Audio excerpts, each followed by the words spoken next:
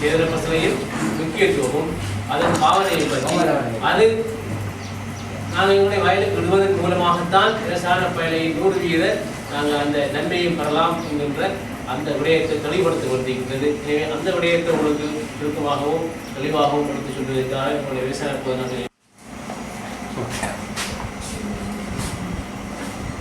நாங்கள் செயலகத்தின் விடை படைப்பாளர்களுக்கு நன்மையை தெரிவித்து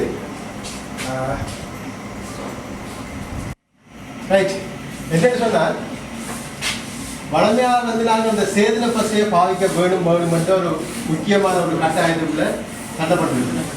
சரி, அப்ப நம்ம கைப்போம் 50 கிலோ போயிட்டு மிச்சம் 50 இருக்குது. திருப்பி எது செய்யலாம்? அதே நாட்டி காயெல்லாம் ஆஞ்சு வித்தது பிறகு பழமெல்லாம் ஆஞ்சு வித்தது பிறகு வெட்டி கொண்டு வெளியில ஓட்டு பார்த்து வைக்கும். என்ன நடக்குது?